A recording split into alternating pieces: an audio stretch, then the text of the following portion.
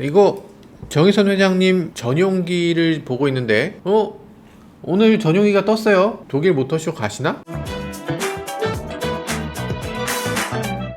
네, 안녕하세요. 모카 김한효입니다.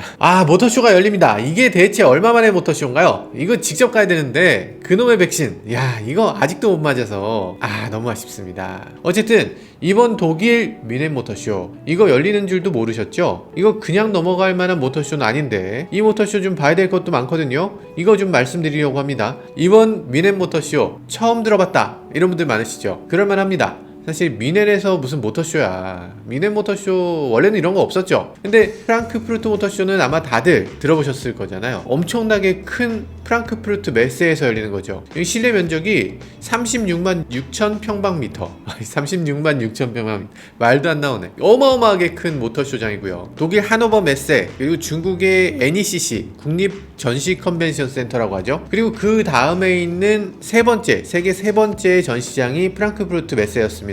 그래서 프랑크푸르트 모터쇼 보면 세계에서 가장 오래된 모터쇼다 이러면서 70년 이상의 전통을 갖고 있다 이러고서 뭐 광고를 하기도 했고, 파리 모터쇼는 자기네가 또 최초라고 경쟁하기도 합니다. 이 독일하고 프랑스의 경쟁도 치열했죠. 이 프랑크푸르트 모터쇼는 그런 역사와 전통의 쇼라고 할 수 있었죠. 그래서 기자들도 그런 거 많이 했어요. 프랑크푸르트 모터쇼는 세계 최대 모터쇼이기 때문에 꼭 가야 됩니다 이러고, 파리 모터쇼는 세계에서 가장 오래된 모터쇼에서 꼭 가야 됩니다 이러면서 이제 부장한테 막 설득을 하는 거지. 사장님한테 자동차 뉴스는 이 정도는 나와야 돼요 이러면서 막 졸라서 막 억지로 다녀오기도 하고 뭐 그랬죠. 그랬는데 뭐 솔직히 말해서 파리 가고 싶어서 모터쇼 간다 그런 거잖아. 솔직히 무슨 세계 최고 모터쇼 그게 무슨 소용이 있어. 무슨 5대 모터쇼니 뭐 4대 모터쇼니 이런 거 다 필요 없습니다. 출장 승인 받아내려고 미리 그냥 사전 기사부터 막 쓰고 막 그런 거예요. 그럼에도 불구하고 프랑크푸르트 모터쇼 정말 큰 거였습니다. 얼마나 큰지 어마어마하게 큰데, 이 순서대로 발표를 할 거잖아요. 15분 단위로 발표를 하는데 요거 끝나면 저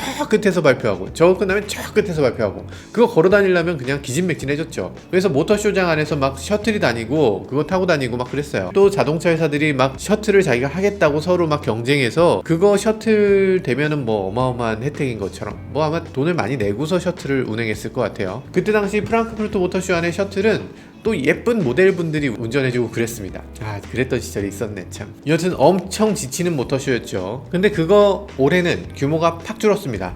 그래서 뮌헨 메세에서 개최해요. 실내 면적을 보면 18만 평방미터, 그러니까 크기가 프랑크푸르트의 딱 절반이죠. 이번에는 좀 작지만 좀 알찬 모터쇼가 될 거다 뭐 이렇게 얘기하는데, 굉장히 큰 변혁을 일으키는 모터쇼라는 건 분명히 보입니다. 여기서만 공개되는 주목할 만한 신차 몇 가지만 살펴보고 넘어가도록 하겠습니다.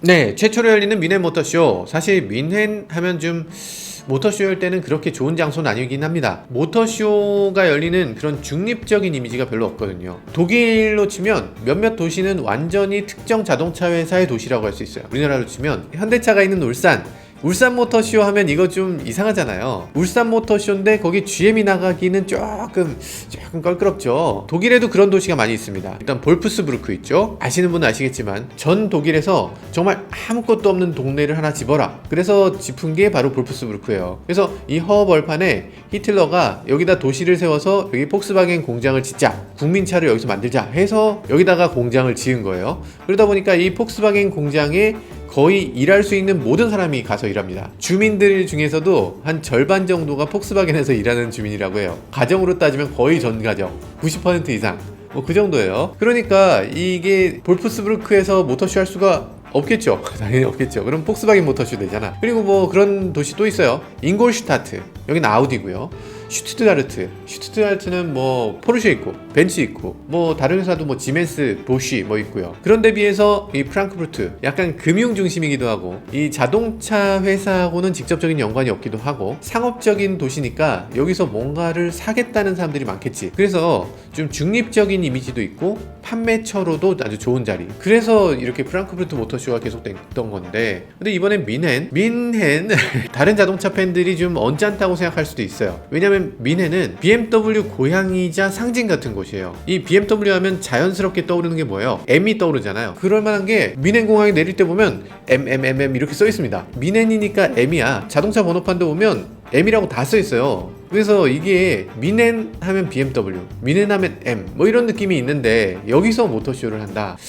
이거 좀 일단 BMW 상징인 이 4실린더 이것도 지금 미넨에 있고요. BMW 최초 공장 이것도 미넨에 있어요. 뭐 물론 작긴 하지만 어쨌든 전체적으로 미넨 공항에 딱 내리면서부터 BMW 그릴이 막 이렇게 쫙 이렇게 광고돼 있기도 하고 뭐 곳곳에서 이 BMW를 떠올리게 하는 그런 상징들이 있기 때문에 아무튼 그렇습니다. 이 미넨에서 모터쇼 열리는 거 이거 좀 묘하고 옛날 같으면 이 뭐 벤츠, 아우디, 폭스바겐 아주 난리가 났겠죠. 이거 뭐 왜 거기서 하냐? 독일에선 VDA라는 단체가 이 모터쇼를 하는데 여기 VDA 미쳤냐? 왜 이런 걸 하냐? 이럴 거잖아요. 예전에 우리가 떠올리는 모터쇼는 이 공개 순서, 뭐 부스 위치 이런 게 아주 치열하게 막 전쟁이었습니다. 여기서 뭐 발표하는데 이 소리를 너무 크게 하면 그쪽 업체가 막 컴플레인하고 막 장난 아니에요. 최근 들어서는 이 모터쇼라는 것의 인기가 빠르게 사그라들고 그러면서 그래 뭐 미네에서도 해라 뭐 이렇게 용납이 좀 되는 것 같습니다. 뭐 그렇게 중요한 행사도 아닌데 뭐 이런 느낌이 살짝 있어요. 사실 인기가 좀 사그라든 게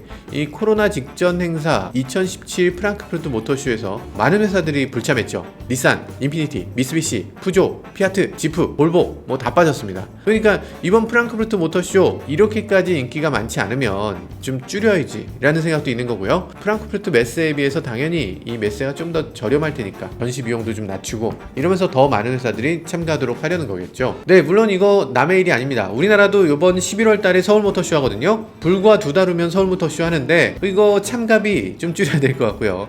위치, 뭐 전시 공간 이런 것도 다 좀 조정을 해야 될 수도 있을 것 같아요. 고향 킨텍스에서 잘 열려야 될 텐데 걱정이 아주 이만저만이 아닙니다. 네, 이번에 열리는 IAA 모빌리티는요 이번 독일 미넨에서 9월 7일부터 열리는데요. 이 새로운 차들 그리고 컨셉트 카들이 나오게 되는데 어떤 차가 나오냐면요, 일단 포르쉐 보죠. 이 이미지 예쁜가?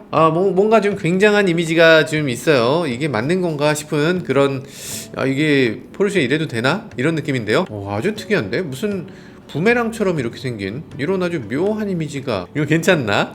약간 묘합니다. 우리가 타이칸을 보면서 타이칸이 가장자리가 이렇게 내려와서 눈물을 흘리는 것 같다고 했는데 얘는 좀 다르네. 이 포르쉐가 그동안 동그란 헤드램프만 만들어야 돼서 그거에 대해서 치가 떨렸던 것 같아요. 왜냐면 포르쉐 996이 나왔을 때 이 911 팬들이 정말 아주 엄청나게 포르쉐를 욕했거든요. 이 동그란 헤드램프를 벗어나려는 노력할 때마다 이 팬들이 엄청나게 포르쉐를 비난했어요. 그러면서 포르쉐가 바꾸려고 하다 돌아오고 바꾸려고 하다 돌아오고를 계속 반복했는데 이제 좀 그 한을 푸는 것 같습니다. 그 한을 푸는 것처럼 정말 헤드램프를 이런 식으로 바꾼다고?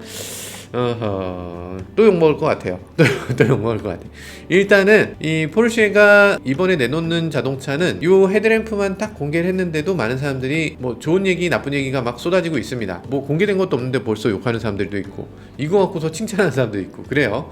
포르쉐 같으면 타이칸을 내놓고 엄청난 인기를 끌고 있죠. 사실 타이칸은 기존 포르쉐 팬들이 굉장히 싫어하는 자동차라고 할 수 있지만 이 새로운 포르쉐 팬들을 막 불러 모으는 그런 아주 슈퍼 스포츠카, 슈퍼 전기차로서의 위치를 아주 톡톡히 해내고 있습니다. 그래서 이번 차도 분명히 전기차가 될 것이다 이렇게 보고 있고요. 인스타그램에 이렇게 티저 이미지를 공개했는데 이 티저 이미지 보면요 약간 타이칸의 느낌이 나요. 4개의 램프가 이렇게 분리되어 있는 거 요거 타이칸 느낌이 나고 가운데 깜빡이 위치 뭐 나쁘진 않습니다. 여러가지 추정이 있습니다. 마칸이 곧 전기차로 나온다는 얘기가 있어서 이게 그러면 마칸 콘셉트인가? 이런 얘기도 있는데 근데 그렇지는 않을 거예요. 왜냐면 포르쉐가 인스타그램에 이걸 올리면서 이걸 스포츠카라고 해시태그를 붙였거든요. 포르쉐는 아무리 600마력 이상의 카이엔 터보 S 뭐 이런 걸 내놔도 그건 카이엔 터보 S지 그게 스포츠카라는 표현은 절대 쓰지 않아요.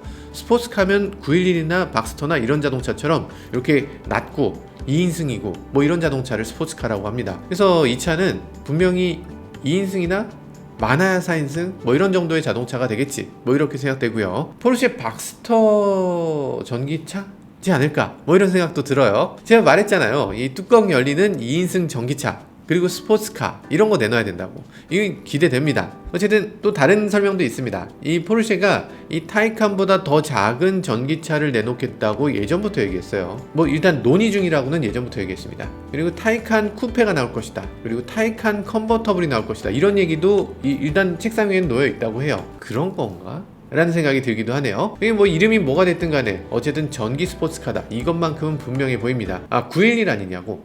요즘 들어서 911 하이브리드 카가 시험 운행하는 모습이 나왔기 때문에 혹시 911의 전기차 아니냐 이런 얘기도 있는데 그건 아니라고 합니다. 이 올리버 블룸이 이미 인터뷰를 통해서 얘기했어요. 911은 안 그래도 뒤쪽에 엔진이 있어서 이게 뒤가 무거운데 만약에 이걸 전기차로 만들게 되면 차가 코너링을 할 수 없대요. 회전을 할 수 없다고 돼서 아마도 그건 불가능할 걸로 예상됩니다. 뭐 실제로 포르쉐가 전기차에 굉장히 적극적으로 나서고 있는데, 포르쉐는 이미 조인트 벤처를 만들었죠. 셀포스라는 회사를 하나 만들었는데 기존까지 있던 배터리 기술이 아니라 완전히 새로운 방식의 배터리를 개발하는 회사다 해서 기존의 레이스카에서 사용할 수 없었던 하이브리드를 강한 전력을 빠르게 충전하고 빠르게 내놓을 수 있는 새로운 배터리 기술을 내놓는다고 합니다. 일반 도로에서는 아직 사용할 수 없는 수준이라고 하고요. 뭐 레이스용이라고 하는데 뭐 어쨌든 포르쉐가 이 슈퍼 스포츠카를 만들면서 전기를 도입하겠다, 이것만큼은 분명해 보입니다. 실제로도 이 포르쉐가 크로아티아의 전기 슈퍼카 메이커 리막의 대주주잖아요. 그러다 보니까 리막 배터리 기술을 이용해서 아주 어마어마한 출력의 슈퍼 스포츠카도 만들어낼 수 있을 것 같습니다. 포르쉐뿐이 아니죠. 현대차도 리막의 주요 주주니까 당연히 리막 배터리를 이용해서 800마력 이상의 슈퍼 스포츠카 만들 수 있을 걸로 보입니다. 현대차의 슈퍼 스포츠카 리막 뭔가 타본 것 같은 기억이 살짝 나네. 어쨌든 포르쉐 이렇게 전기차 시대로 전환을 하게 되는데요. 기존까지 포르쉐 스포츠카 911 이 모든 모델들을 그냥 압살할 수 있는 정도의 엄청난 초고성능 전기 스포츠카가 코앞에 와 있습니다. 근데 이번 게 그런 슈퍼 스포츠카는 아니었으면 좋겠어요. 좀 천천히 나와주세요. 911을 좀 오래 끌고 가고 싶어요. 다음은 메르세데스 벤츠입니다. 메르세데스 벤츠 G 클래스, S 클래스, E 클래스 이런 게 다 전기차로 나온대요. 이게 말이 되나 싶죠. 아니 뭐 다른 건 그렇다 치는데 G 클래스 이거 이렇게 생긴 차잖아요. 이게 G 클래스가 1970년대 디자인이에요. 이게 뭐 크게 바뀐 것도 아니고 올드카 감성으로 타는 건데 근데 이걸 전기차로 간다고? 이게 좀 대단합니다. 일단 메르세데스 벤츠는요 2025년까지 이 시판하는 제품의 50%를 다 전동화한다, 이런 목표를 설정했고요. 2030년까지, 그러니까 앞으로 9년 후면 모든 제품을 전기차로 전환한대요. 제네시스네? 제네시스랑 똑같구나. 여기에 마이바흐 그리고 고성능 브랜드 AMG도 전동화가 이루어진다고 하니까요. 정말 기대가 큽니다. 어떤 차들 어떻게 출시하는지 살짝 보죠. 우선 EQE입니다. E 클래스 크기의 배터리 전기차죠. 클래스의 전기차 버전이라고 할 수 있는데 이거 좀 이상해. EQ라고 붙어있으면 좀 묘해집니다. EQA, EQB, EQC 이런 차들 GLA, GLB, GLC를 전기차로 든 거죠. 그러니까 다 SUV야. EQE는 그럼 GLE를 전기차로 한 거 아닌가 싶은데 E 클래스를 전기화한 거잖아요. GLE를 전기차로 바꿀 때는 어떻게 해? 뭐라고 이름을 붙이지? 약간 이러면 족보가 좀 꼬이는 것 같죠? 네, 쓸데없는 얘기고요. EQE 티저 이미지가 공개됐는데 살짝 보면요, 외관은요 아주 유선형이네요. 이게 E 클래스에서 이렇게 디자인을 그냥 바꾼 게 아니라 완전히 매끈한 느낌으로 디자인이 됐어요. 아마도 전기 세단이다 보니까 전비를 좀 높이기 위해서 이게 그냥 멋있는 것보다는 뭔가 날렵한 느낌으로 가는 것 같습니다. 아이오닉은 전기차 시대에 거꾸로 가는 디자인이긴 하네. 리어램프도 굉장히 인상적인 모습을 보여주고 있고요. EQS하고 상당히 비슷한 느낌이 듭니다. EQS는 양쪽에 램프가 이렇게 좀 이어진 느낌이라면 EQ는 한번 끊어지고 연결된 느낌. 네, 이런 식으로 디자인이 됐네요. 밝기를 한번 좀 조정해 볼까요? 밝기를 좀 조정해 보니까 리어 스포일러가 살짝 붙어있네요. 약간 공력을 높이기 위한 여러가지 장치들을 한 것 같습니다. 외관은 거의 공개 안 됐지만 실내는 조금 더 보이네요. 실내를 보면요, 디스플레이가 EQS하고 큰 차이가 없는 걸로 보입니다. 넓은 디스플레이를 갖고 있어요.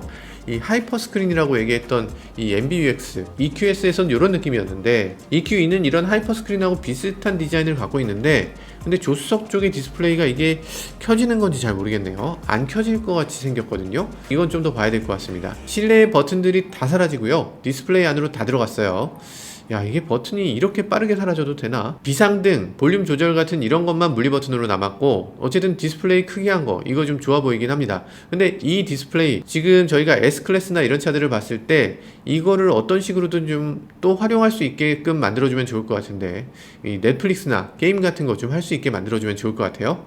송풍구 이 부분의 앰비언트 라이트는 진짜 멋진데? EQS 배터리가 108kWh잖아요. 어마어마하게 큰 배터리를 쓰고 있는데요. 그 EQS만큼의 배터리를 넣어줄지 아니면 그거보다 조금 낮아질지는 정확하게 모르겠어요. 아무래도 크기가 작으니까 배터리가 좀 작아지겠지 싶긴 합니다. 그렇지만 WLTP 기준으로 한 700km까지 주행이 가능하지 않을까, 뭐 이렇게 기대를 해보게 되네요. 이 수치가 이 공력에 대해서 굉장히 신경 쓴 거 보니까 이 맥스 수치, 그러니까 WLTP 최대 주행 거리를 인상적으로 보여주고 싶은 것 같아요.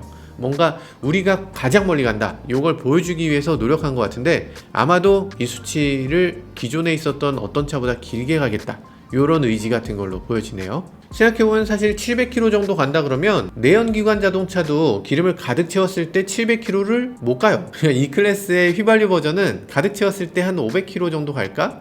그러니까 지금 이거는 내연기관보다 한 번 충전으로 더 멀리 간다는 거니까 괜찮을 것 같습니다. 유럽 횡단할 때 이거 타도 뭐 크게 문제 없을 것 같아요. 네, 당연히 EQE는요 듀얼 모터 파워트레인을 갖고 있고요, 앞쪽에 하나 뒤쪽에 하나 해서 사륜구동을 만들어내고 있습니다. 그래서 EQC하고 이걸 또 공유하게 될 것 같고요. 이 EQC에서는요 402마력을 냈고요. 그러다 보니까 이거 400마력대 세단, 괜찮죠. 엄청 잘 나갈 것 같아요. 그리고 또 AMG의 첫 번째 전기차 요번에 미네에서 나온다고 하는데요, 그게 EQE를 기반으로 한다는 소문이 있습니다. 그래서 이 EQE의 AMG 모델도 나올 것 같다는 생각이 들고, 그러면 그 출력이 도대체 얼마로 나와야 되는가, 그거 궁금해지네요. EQE AMG 말고 EQE 기본형의 가격은 우리 돈으로 한 9천만원 정도가 된다고 합니다. 잠깐, 9천만원? 9천만원이 넘으면 또 보조금을 전혀 못 받거든요. 8,999만원 이렇게 해서 나오는 거 아니야? 괜찮을 것 같습니다. 어쨌든 한번 도전해볼 만한 가격에 오는 것 같습니다. 네, EQG도 나옵니다. 우리가 그동안 G바겐이라고 얘기했던 이 G클래스 전기차로 다시 나온다고 하죠. 2023년, 그러니까 2년 후에 나온다고 하고요. 이번 미넨 모터쇼에서는 컨셉트카로 등장한다고 합니다. 메르세데스-벤츠 이일환 디자이너가 이 G바겐을 갖고서 다양한 선행 디자인을 연구 많이 했었죠. 이일환 씨, 요번에도 나오실 예정인가요? 지금은 벤츠 북경에 있는 디자인 센터장을 맡고 계신데 어떤 디자인을 하셨을지 굉장히 기대가 되네요. 요번에 거의 미친 듯한 출력의 AMG도 나옵니다. 이 플러그인 하이브리드 시스템을 탑재해서요, AMG GT 63S 이 퍼포먼스라는 차가 나오는데요, 이 차는 4.0L V8 트윈 터보를 달고요, 여기다가 150kW 모터를 더해서요 합쳐서 840마력을 낸다고 합니다. BMW의 M8 같은 경우에, M8 그냥 8 아니에요, M8 같은 경우에 출력이 625마력이거든요 람보르기니 우라칸이 600마력대예요 아벤타도르는 700마력대인데 근데 얘가 800마력대라고? 800마력대인 자동차는 따지고 보면 거의 없어요. 거의 없습니다. 이건 슈퍼카가 아니라 하이퍼카의 영역에 들어가야 되는 정도의 출력인데, 야, 이게 된다고? 페라리 812 슈퍼패스보다 더 강력한 거예요. 이게 참 대단하다. 일단 시속 100km까지 가속시간 2.9초라고 합니다. 2.9초. 살짝 테슬라 모델 S 플레드보다 이렇게 엄청나게 빠르다는 얘기를 하면서도 갑자기 테슬라가 딱 나오면 잠깐만, 그게 엄청 빠른 거 맞나? 이런 생각이 살짝 들기도 하네요. 일단 외관은 AMG GT 시리즈하고 굉장히 비슷합니다. 그런데 플러그인 하이브리드잖아요. 그러니까 뒤쪽에 충전구 하나 더 있어요. 성능이 뭐 840마력 이런 거 뭐 다 좋은데, 안 그래도 좀 무거운 엔진, 이 V8 엔진이 달려있고 거기에 배터리도 무겁게 달려있어야 되고, 여기에 일반 전기차에 들어가는 것 같은 아주 대형 모터를 집어넣잖아요. 이 무게가 만만치 않은 것 같습니다. 그래서 아마 2.9초가 나오는 것 같죠. 이게 사륜구동을 어떤 식으로 구현해냈을지 모르겠는데, 이 엔진이랑 모터가 밀고 가는 부분이 서로 달라서 앞바퀴는 모터로, 뒷부분은 엔진으로, 뭐 이런 식으로 해서 사륜구동을 구현하진 않았을까, 뭐 이런 생각이 들기도 하네요. 아무튼 실제로 어떤 차가 될지는 조금 더 지켜봐야 될 것 같습니다. 네, BMW는 수소 그리고 전기를 합쳐서 내놓습니다. BMW iX5 여기에 수소 전기차를 도입한다고 하네요. BMW가 갑자기 수소 전기차를? 야, 이게 뭐야? 그럼 현대차가 갑자기 앞서서 잘 나간 거네? 뭐 이런 생각이 들죠. BMW가 갑자기 왜 수소를 하냐 싶겠지만, BMW는 원래 수소였어요. 하이드로젠 7 있잖아요. 바로 여기 있는 이 차가 수소차입니다. 수소차를 만드는데 아주 공을 들인 자동차 브랜드 중에 하나죠. 물론 이건 수소 연소차였고 이제 수소 전기차로 가야 되나 보다 이러고 있는 것 같기도 해요. 현대차 넥소, 도요타 미라이, 그리고 BMW iNext 하이드로젠, 니콜라? 나 니콜란 좀 아니지. 이런 차들이 굉장히 수소에 적극적으로 나서는 회사죠. 이름에서도 아실 수 있듯이 이 X5하고 굉장히 비슷한 느낌입니다. X5에 수소 파워트레인을 넣었다, 이런 느낌이네요. 출력은 374마력. 사실 이거 대단한 겁니다. 지금 X5보다 더 센 거예요. X5 기본형보다 더 센 건데, 우리가 근데 눈높이가 너무 높아진 건가? 얘는 좀 평범하네 하는 느낌이 살짝 드는데 아무튼 374마력에 그래도 굉장히 잘 달리는 그런 파워트레인을 갖고 있다고 합니다. 수소는 약 6kg을 충전할 수 있다고 하고요. 수소 충전은 한 3분 4분 정도 걸리잖아요. 3, 4분 충전하면 500km가량을 주행할 수 있다. 그러니까 일반적인 가솔린 모델하고 큰 차이가 없는 정도의 이런 충전 대비 주행거리, 이런 걸 보여주고 있습니다. i4도 나옵니다. 4 시리즈 그란 쿠페하고 모양이 거의 흡사하죠. 여기다 배터리 얹고 모터 얹어서 이렇게 나온 것 같아요.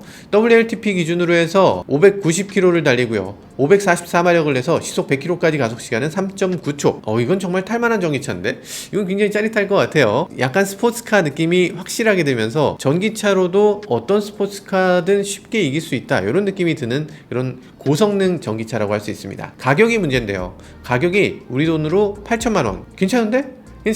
아니 500마력대 자동차인데 8천만, 괜찮네요.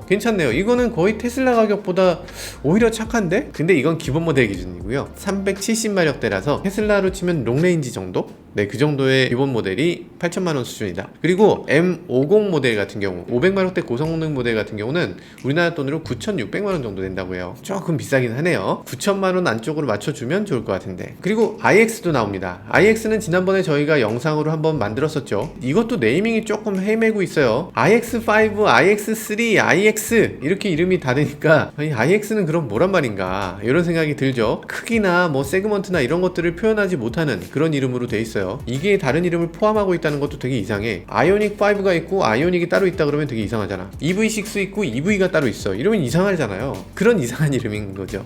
어쨌든 이 iX는 지난번에 저희가 영상으로 한번 만들어 드렸는데 많은 분들이 내 눈 이러셨는데, 해외에서도 내 눈 이러더라고요. 어쨌든 굉장히 기능적으로 만들어졌고, 처음 우리가 뉴트리아라고 디자인이 막 이상하다고 했던 그 M4 뭐 이런 자동차들 실제로 나왔을 때는 생각보다 멋진데? 뭐 이런 얘기 나오는 것처럼 이게 또 새로운 디자인의 추세를 또 이끌어 갈 수도 있을지도 모르겠습니다. 어쨌든 뇌징할 시간이 좀 필요한 것 같습니다. 실내 디자인도 꽤 괜찮습니다. 큰 두 개의 디스플레이 양쪽으로 이렇게 이어져 있고요. 기어 노브도 굉장히 특이하죠. 볼륨 조절하는 것 같은 느낌이 나는데 이거 헷갈리지 않을까 싶은 생각이 살짝 들기도 하고, 일단 듀얼 모터를 이용해서 520마력 내고요. WLTP 기준으로 해서 600km까지 주행 가능하다고 하니까 이거 국내 들어오면 한 500km 정도 갈 수 있을 거다, 이렇게 예상됩니다. 전기차 전용 플랫폼을 사용해서 만들어졌고요. 가격은 우리나라 돈으로 1억 600만원. 아니 얘 왜 이렇게 비싸?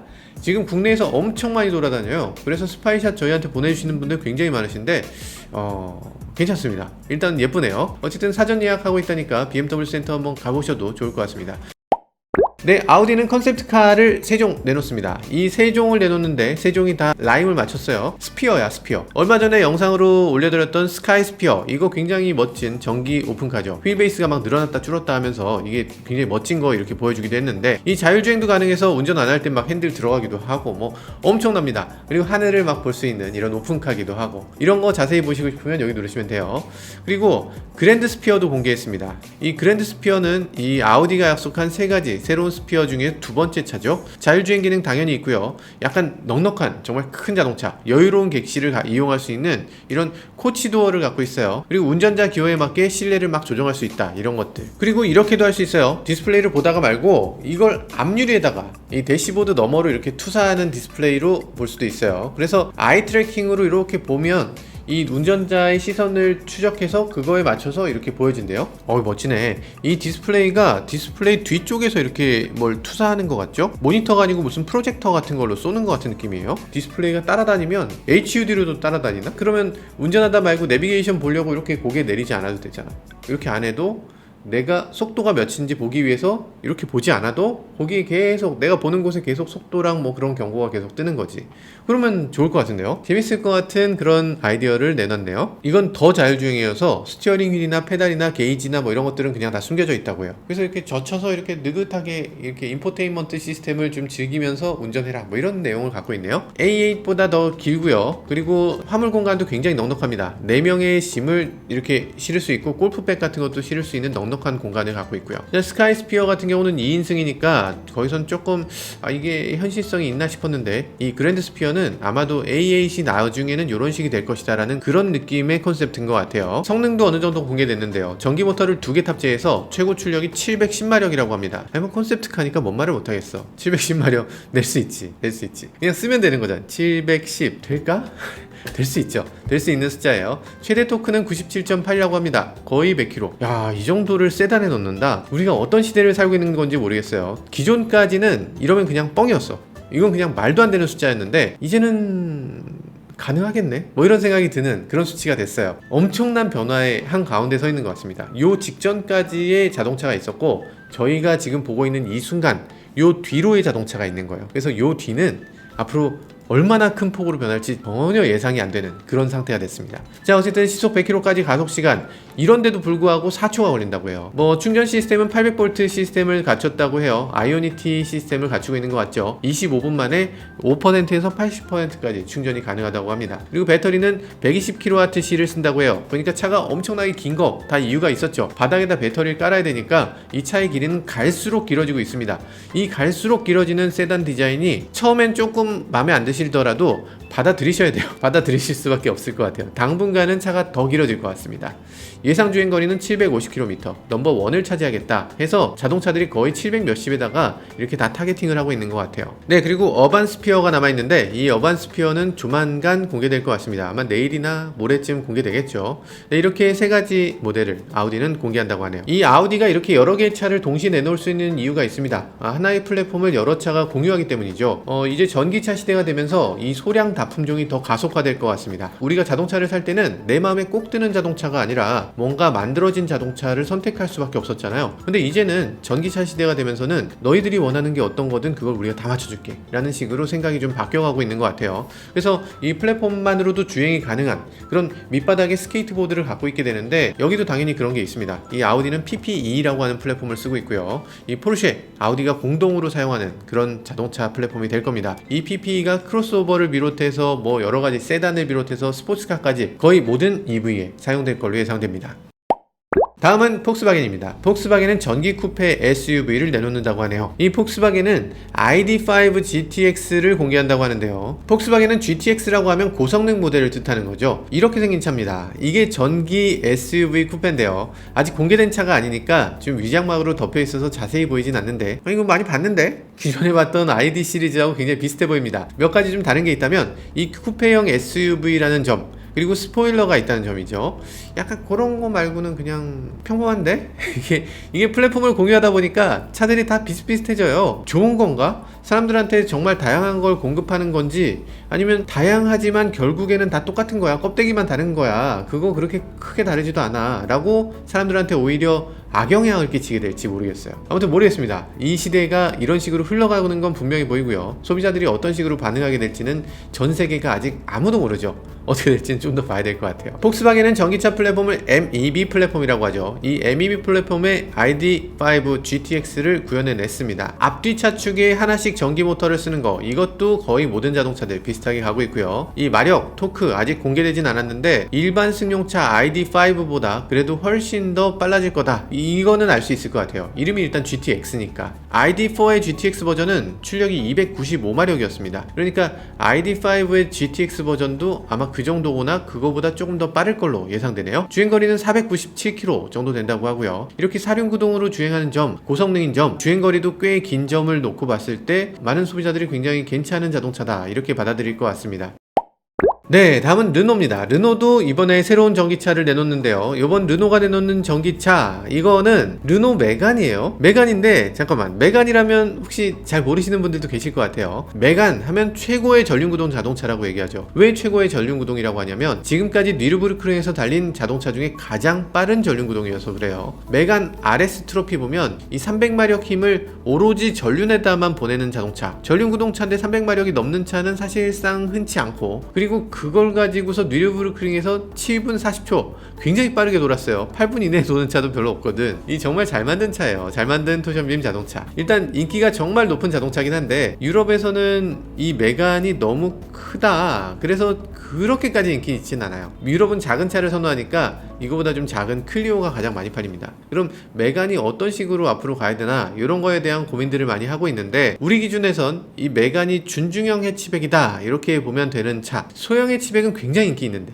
준중형 해치백은 지금 조금 인기가 줄어들고 있죠. 그래서 메간을 이렇게 바꿔버린 것 같습니다. 외관이 완전 바뀌었어요. 원래 르노 메간은 벨로스터 느낌이었는데 이제는 CUV, SUV까지도 바라볼 수 있을 정도로 훨씬 커졌어요. 그리고 디자인도 예뻐요. 기존 메간하고의 공통점? 없습니다. 아예 없어. 이 정도면 메간이라고 부르면 안 될 것 같은데 이걸 이렇게 메간이라고 양산한다고? 르노 메간 이 판매량이 절반 이하로 줄어들면서 뭔가 특단의 조치가 필요하다고 생각했고, 그러면서 이렇게 CUV 스타일로 전환해 가는 것 같습니다. 세상이 이렇게 빠르게 변한다는 게 정말 저도 사실 쉽게 와닿지가 않네요. 이름도 메간 E테크라고 붙이고 있는데 살짝 이거는 포드가 머스탱에다가 머스탱 마하 2라고 하고서 CUV로 만든 것 같은 그런 느낌이 살짝 드네요. 메간 E테크 어떤 스펙을 갖고 있는지 살짝 보면요, 일단 배터리는 60kWh입니다. 그렇게 큰 배터리는 아니네요. 그런데도 WLTP 기준으로 450km를 주행할 수 있다고 합니다. 일단 공력과 전비가 굉장히 좋은 자동차인 것 같아요. 모터는 160kW 모터를 탑재해서요, 이걸 마력으로 환산하면 215마력 정도 됩니다.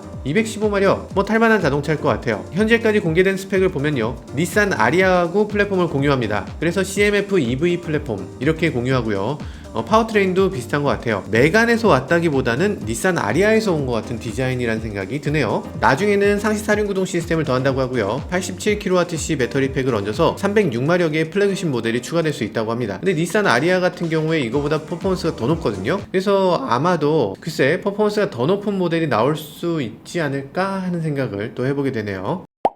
네, 오래 기다리셨습니다. 현대차도 나와요. 현대차는 어떤 것이 나오냐? 아이오닉 5 로보택시가 나옵니다. 로보택시가 나온다고. 글쎄, 이 로보택시는 이게 식지 않는 떡밥이네요. 지금 계속 오고 있어요. 로보택시 뭔지 다 아시죠? 당연히 택시 운전사가 없는 택시. 로보택시가 뭐가 필요하냐 이럴 수 있는데 실제로 굉장히 필요하죠. 우리가 택시를 타면서 좀 꺼려지는 건 그거예요. 저기 운전자 아저씨가 거기 있는 거야. 뭐 데이트를 하려고 해도 운전사 아저씨 있는 데서 데이트하기 조금 그렇잖아. 중요한 얘기 하려고 해도 조금 그렇고, 운전하시는데 운전 습관이 나랑 좀 안 맞을 수도 있잖아. 뭐 그러면 좀 쫄리기도, 아저씨 브레이크 브레이크 밟으세요. 아니면 또 울컥 아니면 또 택시의 청결도 이런 거 조금 부담스러울 때가 있어요. 꼭 그런 건 아닌데 저는 아저씨 안녕하세요, 아저씨 오늘 뭐 별일 없으세요, 뭐 이렇게 얘기도 해요. 가끔 가다가 아저씨가 잘 보고 있어요, 모카 뭐 파이팅 뭐 이런 거 해주세요. 근데 젊은 층들은 택시 운전사가 그렇게 부담스럽대. 그리고 여성분들이 밤늦게 택시 탔을 때도 조금 부담스러운 경우가 있대. 아무튼 그렇습니다. 그런 경우가 많다고 하는데 로보택시가 되면 그런 거 없겠죠. 로봇이 뭐 말 시키면 야 시끄러워 조용히 해 이러면 되잖아요. 아무튼 그래서 로보택시가 나오면 자가용을 굳이 끌고 다닐 필요가 없다 이런 분들이 많이 생기는 것 같아요. 그리고 로봇이 운전해주면 보통 아저씨 타고 있으면 차에 많아야 4명 뭐 보통 3명 이렇게밖에 못 타는데, 아저씨가 거기 없으면 차에 4명이 다 탈 수 있잖아. 5명까지도 탈 수 있어. 그러면 야 로보택시 되면 진짜 좋겠구나. 그리고 아저씨가 운전하시면 아저씨 월급 드려야 되지 뭐 드려야 되지, 이 인건비가 어마어마한데, 그리고 아저씨는 쉬어야 되잖아. 밥도 먹어야 되고. 근데 로보택시는 그런 거 없이 24시간 도는데? 그러면 로보택시 가자 이렇게 되는 거죠. 로보택시 1억 뽑겠네 이렇게 되는 거죠. 근데 로보택시가 나오게 되면 아마도 당연히 머리 딱 메고 이렇게 탁 로보택시 올라가라 이럴 것 같아요. 데모하시고 굉장히 거칠게 저항도 하겠지만 막아낼 수는 없을 겁니다. 이건 전 세계 자동차 회사들이 다 밀고 있는 거라서 이거를 뭐 돌이킬 수 있는 방법은 없을 것 같습니다. 자, 테슬라 같은 경우는 이거 자율주행을 카메라 하나로 해내겠다 이런 분위기인데요, 현대는 그렇게 생각하지 않는 것 같고요. 여기에 레이더, 초음파 센서, 카메라 이거 다 적용하고 이 센서 퓨전을 통해서 이 자율주행을 하고 있고요. 그러다 보니까 루프에 막 장치가 막 이렇게 부착된 이런 모습을 보게 될 것 같습니다. 약간 웨이모 같은 그런 형태로 디자인이 되고 있는 것 같은데, 존 크랍치기 가고 약간 웨이모가 잘 안 될 거라는 얘기를 몇 번 했는데 현대차 괜찮을까? 살짝 그런 생각이 들죠. 네, 아무래도 제네시스도 이번에 나오겠죠. 제네시스가 최근에 퓨처링 제네시스란 발표를 했죠. 그게 이번 모터쇼를 겨냥한 것 같습니다. 일단 GV60이 거기서 공개가 되기도 했고, 그리고 GV60 요번이 처음으로 오프라인에서 공개되는 행사가 아닐까 싶습니다. 중국에서 공개됐던 제네시스 X 컨셉트카도 나올 것 같고요. 아마도 제네시스에 있는 모든 모델들 요번에 다 전시하지 않을까 싶기도 합니다. 유럽의 제네시스가 론칭하면서 뭔가 좀 오프라인 행사를 많이 해야 되는 상황인데 이번 모터쇼가 그런 어떤 시발점 같은 게 되지 않을까 이런 생각이 들기도 하네요. 네, 바뀐 엠블럼을 갖고 있는 기아. 이번에 바뀐 엠블럼을 유럽에 처음으로 선보이는 자리입니다. 아시겠지만 유럽에서는 원래부터 기아가 현대보다 잘 팔렸어요. 그리고 인기도 더 많았고, 이번에 나올 차들이 원래 유럽에서 인기 있던 차들의 형태죠. 일단 신형 스포티지, 야 이거는 당연히 잘 될 것 같고요. 스포티지는 아마도 국내에서는 판매되지 않는 이 숏 버전을 세계 최초로 유럽에서 공개할 것 같습니다. 이 숏 버전 스포티지가 사실 비율상으로는 조금 더 예쁘거든요. 유럽에서 워낙 인기 있었던 차니까 이번에도 큰 인기를 끌 것 같습니다. 그리고 EV6가 나올 것 같습니다. 해외에서는 처음으로 EV6를 공개하는 건데, 해외 언론이나 웹사이트에서 보면 사진으로도 유럽에서 반응이 너무 좋아요. 그래서 이번에 좋은 얘기가 많이 나올 것 같고요. 유럽 사람들이 좋아하는 건 다 있죠. 해치백이고, 그리고 기아 프로시드하고 좀 통하는 약간 빵빵한 엉덩이를 갖고 있고, 딱 유럽적인 디자인이기도 해요. 그리고 EV6는 지금 스펙상으로 가장 앞서 있기도 합니다. 다른 자동차들에 비해서 스펙이 더 높아요. 주행 가는 거리가 475라고 우리나라에서는 발표했는데, 유럽 WLTP 기준은 528이에요. 528이면 지금까지 나온 자동차들에 꿀리지 않잖아요. 어지간한 건 400대인데 얘는 528이니까 야, 주행거리에서 일단 압도하고 있고요. 출력에서도 325니까 출력에서도 굉장히 앞서 있는 느낌이 들고요. 그리고 여기에 GT를 보여줄지 안 보여줄지 모르겠는데, GT가 만약 나오게 되면 GT는 584마력이에요 이거 EV6 GT로 독일 자동차 회사들 콧대를 좀 눌러주실 필요가 있을 것 같아요. 한번 좀 공개해라, 인간적으로 공개하는 게 좋을 것 같습니다. 네, 오늘 이렇게 미넨모터쇼에 나오는 차들 간단히 살펴봤는데요. 이게 굉장히 두렵습니다. 이 자동차 업계 전체가 전기차 시대로 완전히 전환되고 있습니다. 여기서 더 이상 전기차로 가는 회사가 있고 아닌 회사가 있고 뭐 이걸 고민하고 이런 상태가 아니에요. 끝났습니다. 그냥 전기차 시대로 넘어가 버린 거고요. 동시에 자동차 회사가 축소되고 있습니다. 자동차 회사가 뭐 여기 출품하는 회사도 줄어들고 판매 대수도 줄어들고 판매 목표도 줄어들고 있어요. 자동차 자체를 정말 좋아하는 사람으로서 좀 섭섭하긴 해요. 섭섭하긴 한데, 이 자동차 패러다임이 바뀌는 이 순간을 목도할 수 있다는 게 정말 놀라운 일이고 설레는 기분이 듭니다. 이제 좀 있으면 백신 다 맞을 수 있는데, 이 백신 빨리 맞아서 이 LA 모터쇼는 제가 직접 방문하고 여러분들께 다양한 신차 소개해 보도록 하겠습니다. 지금까지 저는 모카 김한용이었습니다. 감사합니다. LA 모터쇼에 진짜 재밌는 게 많이 나올까? 근데 LA 모터쇼에 테슬라가 안 나와요. 테슬라가 원래 모터쇼에 희한하게 안 나와.